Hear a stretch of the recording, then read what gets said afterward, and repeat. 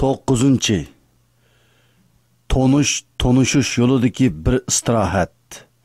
Mina. Rasulullah'ın Zulhecci'nin 8. günü, terviye günü, Mina'da konğan yeri Mescidi Haif idi. Texi Medine'den çıkmasdan Hazreti Abu Bekir'ge u yerde istirahat kılıdığanlıqını aytqan idi. Haj safarining tunji kuni bo'lgan tarviya kuni, ya'ni qamariya iyi Zulhajjining 8. kuni mahshar Minadan boshlanadi. Rasulullahning hajining qoidalarini mendan o'gininglar degan yeri bu edi. Mina tunji turiladigan yerdir. Mahshar yo'lida bir maktabdir. Haj maktabi. Hajning ma'lumotlari bu yerda o'rgatiladi. Biladiganlar o'rganganlarini u yerda ko'zdan kechiradi. Bu Hazreti İbrahim va İsmoilning duosini yangidan qilish deganlik bo'ladi. Parvardigorimiz, ikkimizni o'zingga itoatman qilgin. Bizning avlodimizdanmi o'zingga itoatman ummat chiqargin. Bizga hajjimizning qoidalarini bildirgin. Tavbimizni qabul qilgin. Chunki sen tavbini nihoyat qabul qilg'uvchisan. Nihoyat mehribonsan. Sura Baqara 128-oyat.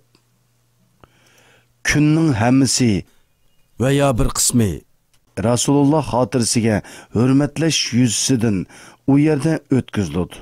Mumkin bo'lsa, Çüş, asr, Şam, Xubtan va Zulhajjining 9. kuni bandat namozi u yerda o'qiladi va u yerdan Marifat dengiziga qaytilish uchun Arafotga qarab yo'lga chiqiladi. Safarning eng oxirgi hozirliklarini tekshirib chiqib, namozlar bir yo'lovchining namoziga o'xshash o'qiladi. Aslida safar ihromga kirgandila boshlangan edi. İhramga kirgan har kishi Allohning mehmini deb qabul qilinadi. U doim namozlarni musofirdek o'qish kerak. Ya'ni asli 4 rakat bo'lgan namozlarni 2 rakatga qisqartib o'qiydi. Safar yo'lda bo'lmoqdir. Musofir yo'lovchidir. Arab tilida safar ochiqchilik real, maxfiy bo'lganning oshkorlanishi, ko'rinmaydiganning ko'rinadigan holga kelishi ma'nolariga ega. Safra tasatturlik bo'lmagan ayolga berilgan ismdir. Yo'lda kishiga bu ismning berilishi nihoyatda ma'nilikdir.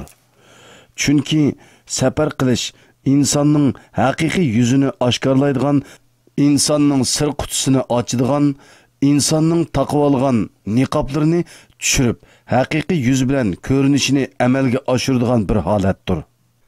İnsonning iqi ya qarisi yo'lda oshkorlanadi. Bu sababdan Hazreti Umar tonushush va do'stlikni 3 narsa ustiga qurgan edi.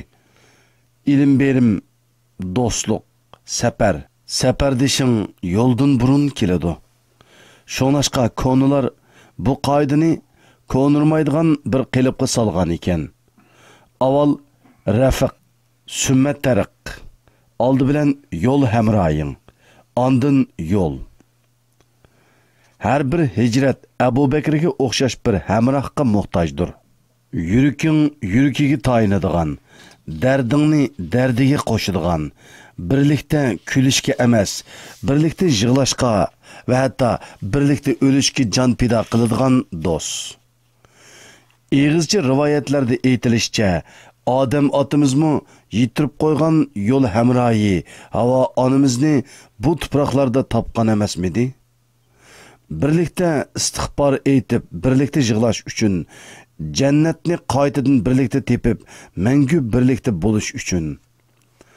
Yo'lga birlikda chiqishning mukofoti, manzili, maqsadga birlikda yetib berishdir. Hijratga birlikda chiqishning mukofoti Madinaga birlikda kirishdir. Tavbini birlikda qilishning mukofoti apuga birlikda noil bo'lish demakdir. Yaxshi bir yo'l hamroying bo'lsa, yo'l ozuqing bo'lmasimi bo'ladi. biringlarning ozuqi ikkinglarga yetidi.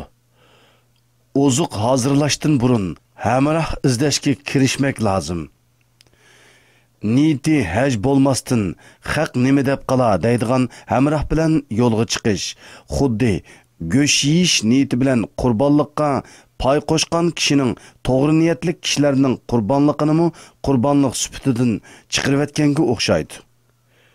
Chidishadigan do'sting sening ustingda otning ustida turgan xurjundek emas, to'gining ustida turgan lokidek mustahkam tursin.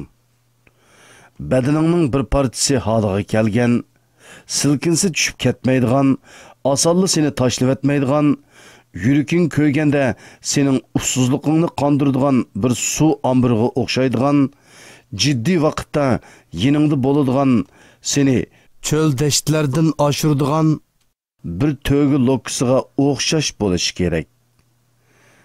Agar yiningda mushundoq biri bo'lsa, yana nimaga qarab tursan?